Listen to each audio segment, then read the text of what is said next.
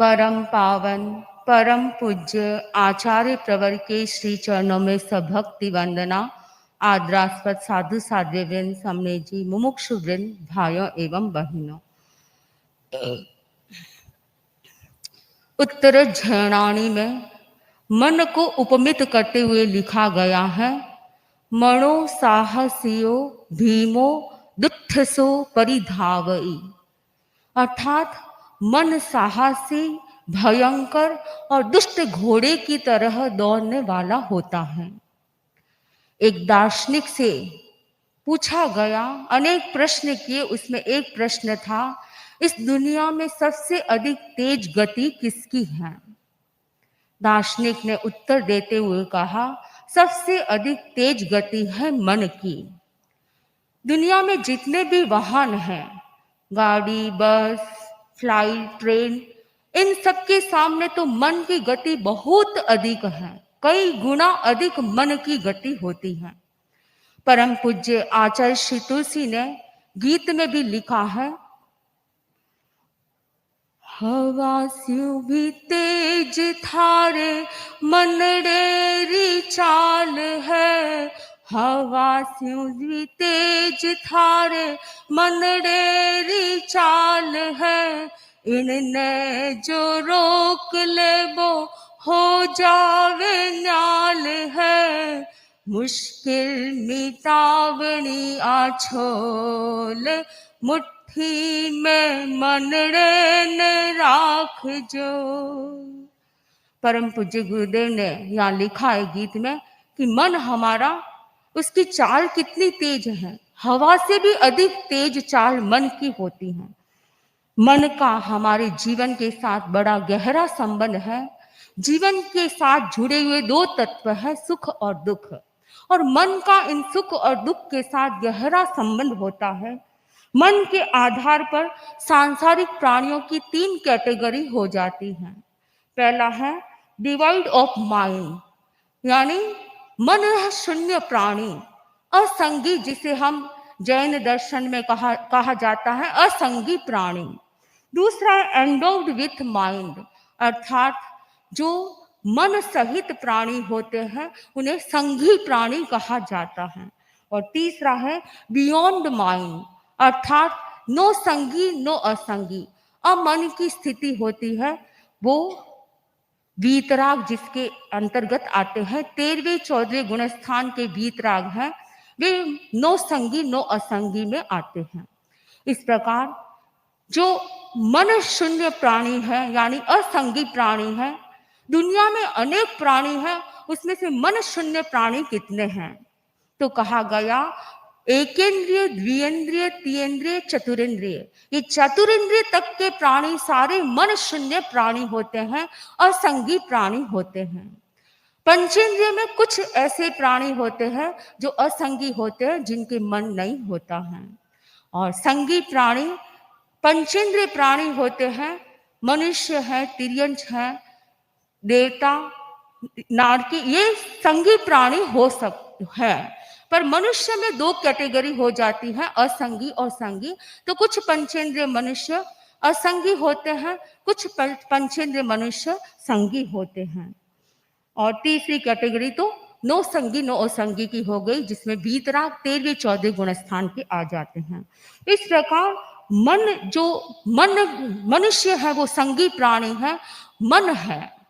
तो मनुष्य संगी प्राणी क्यों है, उसके मन क्यों है?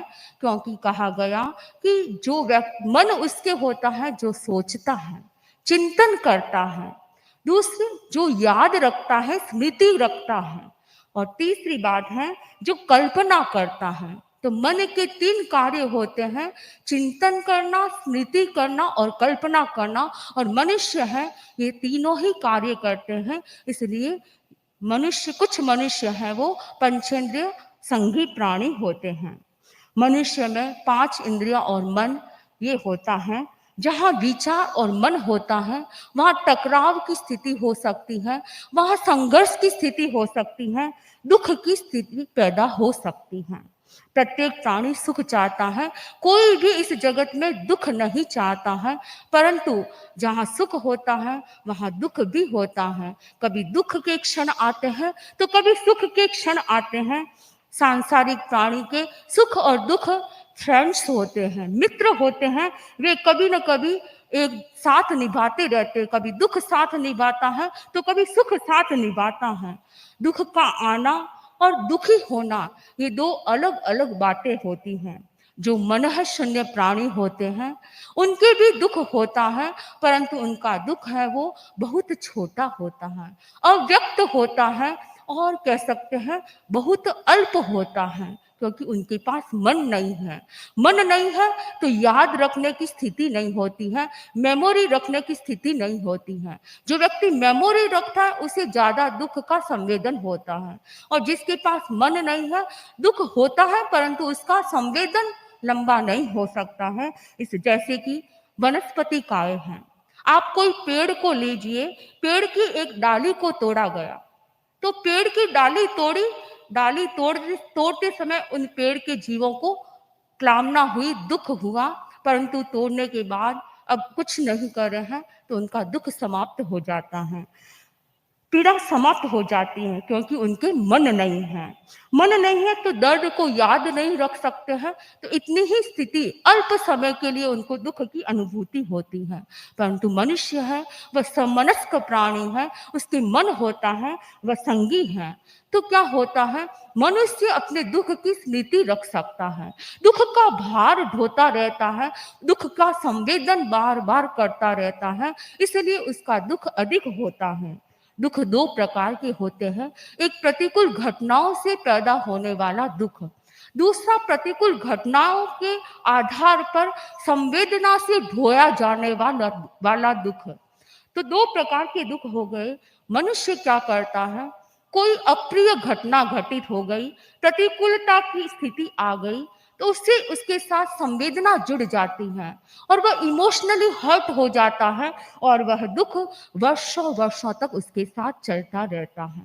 कई बार हम देखते हैं कि समय बीत जाता है, बात पुरानी हो जाती है, परंतु दुख का एंड नहीं होता है, वह समाप्त नहीं होता है, क्योंकि इसकी स्मृति बार बार होती रहती है और व्यक्ति दुखी बन जाता है। वह जब प्रसंग याद आता है तो व्यक्ति दुखी बन जाता है। कई बार देखते हैं सासू ने बहू से कुछ कह दिया, पिता ने पुत्र से कुछ कह दिया, बॉस ने एम्प्लॉय से कुछ कह दिया, डांट दिया। डांटना तक तो ठीक है, क्योंकि थोड़ा बहुत दुख हो सकता है, परंतु उसकी स्मृति करके उस संवेदना का भार ढोता रहता है, और वह व्यक्ति जब जब उस बात को याद करता है मन में टीस पैदा हो जाती है और वह दुखी बन जाता है। तो ऐसा कई बार होता है कि व्यक्ति अंतिम सांस तक कुछ ऐसी बातें होती हैं जिनको भूल नहीं पाता है, याद कर करके दुखी बनता जाता है। और जब संवत्सरी का दिन आता है, जब प्रतिक्रमण करता है, तो 84 लाख जीव योनि से खमत खामना करते समय सबसे खमत खामना कर लेता है, लेकिन जिसके मन में उसके प्रति टीस है उस व्यक्ति से वह खमत खामना नहीं कर पाता है, क्योंकि जब जब बात याद आती है वह दुखी बन जाता है और उनसे खमत खामना नहीं कर पाता है। परम पूज्य आचार्य श्री महाप्रज्ञ जी ने तो एक जगह लिखा है कि संसार में सबसे अधिक दुखी प्राणी कौन है, मनुष्य है। वैसे देखें तो नारकी जीव अधिक वेदना भोगते हैं, अधिक दुखी प्राणी तो नारकी के जीव है, परंतु आचार्य श्री तुलसी ने मन जिसका विकसित है उसमें देखा है कि मनुष्य है इस दुनिया में सबसे अधिक दुखी प्राणी है, क्योंकि वह बार बार दुख का संवेदन करता रहता है। तो क्या मन का होना खराब बात है? फिर तो मन का होना अभिशाप हो गया। मन अभिशाप है या वरदान है, प्रश्न हो सकता है। यदि मन का विकास है वह अभिशाप है तो उसको वरदान कैसे बनाया जा सकता है? कई बार ऐसा होता है, कई वस्तुएं वरदान के रूप में प्राप्त होती हैं परंतु वो अभिशाप बन जाती हैं। माईदास एक व्यक्ति थे, उन्होंने अपने देव का अनुष्ठान किया, देव आए और देव से वरदान मांगा कि मैं जिस चीज को टच करूं वह चीज सोने की बन जाए। माईदास को वरदान मिल गया। अब वह बड़ा प्रसन्न होता है, खुश होता है, परंतु कुछ ही क्षणों के बाद जब वह पानी पीने के लिए गया, पानी को हाथ में लिया तो पानी सोना का बन गया। जब वह खाना खाने बैठा तो खाना सोना का बन गया, वह खाना नहीं खा पाया, वह दुखी बन गया। जब उसकी बेटी स्कूल से आई, बेटी को टच किया तो बेटी सोने की बन गई। यानी वरदान भी कभी अभिशाप बन जाता है। वैसे ही मन का विकास वरदान तो है, परंतु कभी कभी वह अभिशाप बन जाता है। तो मन के विकास जो अभिशाप बनता है, उसे कैसे रोका जा सकता है? मन को वरदान कैसे बनाया जा सकता है? इसके क्या उपाय हो सकते हैं? मन का विकास वरदान बने, इसके लिए हमें दो बातों पर ध्यान देना है। कंस्ट्रक्टिंग थिंकिंग और पॉजिटिव थिंकिंग, यानी रचनात्मक सोच और सकारात्मक सोच। ये दो बातों पर जो व्यक्ति ध्यान देता है, वह अपने मन का विकास है उसको वरदान साबित कर सकता है। यानी उसके लिए मन है वो वरदान बन सकता है। प्रतिकूल परिस्थितियां हर व्यक्ति के जीवन में आ सकती हैं। प्रतिकूल परिस्थितियां चल रही हैं, उन परिस्थितियों में जो व्यक्ति सकारात्मक चिंतन करता है या वह व्यक्ति रचनात्मक चिंतन करता है, तो उन प्रतिकूलताओं में भी वह अनुकूलता का अनुभव कर सकता है। दुख में भी सुख का अनुभव कर सकता है, परंतु चिंतन को पॉजिटिव बनाना जरूरी होता है। जो व्यक्ति कंस्ट्रक्टिव और पॉजिटिव थिंकिंग रखता है, उसका यदि उसमें विकास हो जाता है तो 5 टिप्स, 5 ऐसी बातें हैं वो उनके लिए उपयोगी बन जाती हैं। वह पॉजिटिव है तो वह चिंतन क्या करता है, उन 5 बातों का चिंतन अगर हर व्यक्ति करने लग जाए तो अनेक परिस्थितियों में भी वह सुख का अनुभव कर सकता है। प्रतिकूल परिस्थितियों में भी वह प्रसन्न रह सकता है, शांत रह सकता है। सबसे पहली बात, समय बलवान है, इस बात को समझना होगा। समय की धारा हमारे आशाओं, हमारी अपेक्षाओं, हमारे प्रयासों के विपरीत चलने लग जाती है, तो व्यक्ति कभी कभी वह दुखी बन जाता है। परिस्थितियां जैसे ही बदलती हैं तो उसमें वह जो भी एफर्ट्स करता है, अगर वह निष्फल चला जाता है, फेल हो जाता है, तो व्यक्ति दुखी बन जाता है। परिस्थितियां तो कैसी भी हो सकती हैं, प्रतिकूल भी हो सकती है, परंतु जो व्यक्ति इस सूक्त को याद रखता है कि समय बलवान है, वह व्यक्ति इन प्रतिकूल परिस्थितियों को भी अनुकूल बना देता है। उनमें भी वह धैर्य रखता है और शांति से उसे समता से सहन कर लेता है। होनहार को कोई टाल नहीं सकता है, भवितव्यता को कोई टाल नहीं सकता है। समय बलवान होता है, इस बात को ध्यान रखता है और वह वक्त का इंतजार करता है। क्योंकि शासन माता साध्वी प्रमुखाशी जी प्राय कई बार फरमाया करते थे, अणहोनी होसी नहीं, होसी जू होनी, बेमतलब बेभान बन क्यों हिम्मत खोनी। अर्थात जो हमारे साथ में घटित होने वाला है, कभी कभी वैसा घटित होना होता ही है। तो समय बलवान है, इस बात को ध्यान में रखकर व्यक्ति चिंतन करता है। कभी कभी क्या होता है, बिजनेस में व्यक्ति बहुत अच्छा पुरुषार्थ करता है, सही पुरुषार्थ करता है, परंतु प्रॉफिट नहीं हो पाता है। तो व्यक्ति कई बार वह इस बात का चिंतन करता है, जो पॉजिटिव चिंतन करता है, वह सोचता है समय बलवान है, वह धैर्य रखता है और सही वक्त का इंतजार करता है। परंतु कभी कभी जो व्यक्ति चिंतन को पॉजिटिव नहीं रख पाते हैं, वे अपने जीवन से हाथ धो बैठते हैं, प्रॉफिट नहीं होता है, बिजनेस में घाटा लग जाता है, वह सुसाइड कर लेता है। परंतु जो व्यक्ति इस बात का चिंतन करता है, समय बलवान है, वह धैर्य रखता है और परिस्थितियों के साथ जीना का अभ्यास कर लेता है, वह जीना जानता है। दूसरा पॉजिटिव सोच ये होनी चाहिए कि यह सब मेरे कर्म है। कभी कभी हम बहुत सारा पुरुषार्थ करते हैं, तमाम पुरुषार्थ के बाद भी कभी कभी परिस्थितियों को हम बदल नहीं पाते हैं, हम अनुकूल नहीं बना पाते हैं। तो कर्मवाद का चिंतन करता है व्यक्ति, वह सोचता है कडान कम्माण न मुख अथी, अर्थात कृत कर्मों को भोगे बिना मुक्ति नहीं होती है। जो हमने कर्म बांधे हैं उसको वैसे ही कभी कभी भोगना पड़ता है। जो निकाचित कर्म बांधे हैं, गाढ़ कर्मों का बंधन किया है, उससे भोगे बिना मुक्ति नहीं हो सकती है। तो व्यक्ति सोचता है, ये चिंतन करता है कि ये सब मेरे ही किए हुए कर्मों का मुझे फल मिल रहा है, उस स्थिति में वह समता भाव रखता है और कर्म फल को अच्छी तरह भोगता है, समता में भोगता है। वह नए अशुभ कर्मों का बंधन से बच जाता है। वह चिंतन करता है कि मैं इस परिस्थिति में यदि समता में रहूंगा तो नए कर्मों का बंधन नहीं होगा। तो दूसरा चिंतन वह करता है, ये सब मेरे ही कृत कर्मों का फल मुझे मिल रहा है। तीसरा बिंदु पॉजिटिव चिंतन का है, law of nature. Law of nature यानी यह सोचे कि यह प्रकृति का नियम है। कई बार प्रकृति के नियमों को हम बदल नहीं सकते हैं। कभी जीवन में सुख आता है, कभी दुख आता है, कभी सफलता मिलती है, कभी असफलता मिलती है। तो जो व्यक्ति यह सोचता है ये सब प्रकृति का नियम है, जन्म लेना और मृत्यु को प्राप्त करना यह प्रकृति का नियम है, तो मैं उस प्रकृति के नियम के साथ खेल नहीं सकता हूँ, उसे तो मुझे वैसे ही भोगना ही पड़ेगा। जन्म लिया है तो मृत्यु अवश्य होगी। कई बार ऐसी प्राकृतिक आपदाएं आ जाती हैं, कभी कोरोना की स्थिति बनती है, कभी भूकंप की स्थिति, तो कभी बाढ़ की स्थिति बनती है। व्यक्ति कई बार उन परिस्थितियों में संतुलित नहीं रह पाता है क्योंकि उसका चिंतन पॉजिटिव नहीं होता है। जिसका चिंतन पॉजिटिव होता है वह उन परिस्थितियों को भी समता भाव से सहन कर लेता है।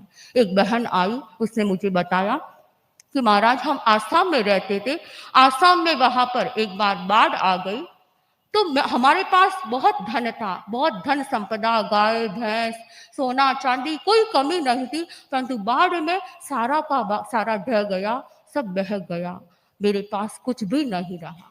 हम बस बच्चे और हम दोनों खाली हाथ रह गए। अब उस परिस्थिति में व्यक्ति कुछ भी चिंतन कर सकता था, परंतु जो व्यक्ति पॉजिटिव रहता है वह सोचता है ये भी दिन बीत जाएंगे, तो वह चिंतन ये करता है। तो उस बहन ने भी यही चिंतन किया। उसका पति तो वहीं आसाम में रहा और वह अपने बच्चों को लेकर राजस्थान में आ गई और राजस्थान में छोटा मोटा धंधा कर करके अपने बच्चों को बड़ा किया, पढ़ाया लिखाया और आज उसके अच्छे दिन भी आ गए। तो कभी कभी हम प्रकृति के नियम को नहीं बदल सकते हैं, पर उसमें जो समता में रहता है वह व्यक्ति भी पॉजिटिव चिंतन कर कर समता में रह सकता है। चौथी बात है, ये पल भी बीत जाएंगे। कभी अंधियारी रात आती है तो कभी उजियाले दिन भी आते हैं। हर दिन एक जैसा नहीं रहता है। वह उतार चढ़ाव की स्थितियों में यह सोच रखता है कि ये पल भी बीत जाएंगे, वह व्यक्ति सुखी बन जाता है, क्योंकि कभी सुख आता है कभी दुख आता है। तो साध्वी प्रमुखासी जी का एक गीत है, उस गीत में भी ये भाव है कि सुख आता है और दुख भी आता है। सुख आएगा तो दुख देकर, सुख जाएगा तो दुख देकर जाएगा, और दुख आएगा तो वह सुख देकर, दुख जाएगा तो वह सुख देकर जाएगा। ये परिस्थितियां बदलती रहती हैं। जो व्यक्ति ये सोचता है ये पल भी बीत जाएंगे, वह सुखी बन जाता है। और अंतिम बात है कि धर्म का फल आज नहीं तो कल अवश्य मिलेगा। धर्म की जो की गई कमाई है वो निष्फल नहीं जाती है। कई बार परिस्थितियां प्रतिकूल आती हैं, व्यक्ति यह चिंतन करने लग जाता है मैं तो सामाई करता हूँ, गुरु दर्शन करता हूँ, इतना त्याग प्रत्याख्यान करता हूँ, फिर भी मेरे साथ ऐसा हो गया, और वह धर्म कर्मा छोड़ देता है। बंधुओं, धर्म की करनी कभी निष्फल नहीं जाती है। परिस्थितियां अलग बात है, परंतु धर्म की करनी निष्फल नहीं जाती है। तो जो व्यक्ति यह चिंतन करता है कि ये पल बीत जाएंगे और मेरी जो धर्म किया है वो तो उसकी करनी तो मेरे साथ हमेशा रहेगी, तो इस बात का चिंतन करता है, वह व्यक्ति उन परिस्थितियों में, प्रतिकूल परिस्थितियों में, दुख के क्षणों में, संकट के क्षणों में सुखी बन सकता है। इन 5 बातों को ध्यान रखने वाला व्यक्ति अपने मन को अभिशाप होने से बचा सकता है। परम पूज्य आचार्य प्रेर के सानिध्य में हम अपने मन को वरदान बनाने का प्रयास करें, मन का विकास वरदान बने, इसके लिए हम परम पूज्य आचार्य प्रेर के प्रवचनों को सुने, शिक्षा प्रेरणाओं को सुने और अपने मन को संतुलित रखने का प्रयास करें, ताकि अपने चिंतन को पॉजिटिव रखकर हम कई बार कर्मों के बंधन से बच सकते हैं और अपनी आत्मा को निर्मल बना सकते हैं। इन्हीं भावों के साथ ओम अरहं। परम पूज्य गुरुदेव की अमृत वाणी हम सुनते रहते हैं।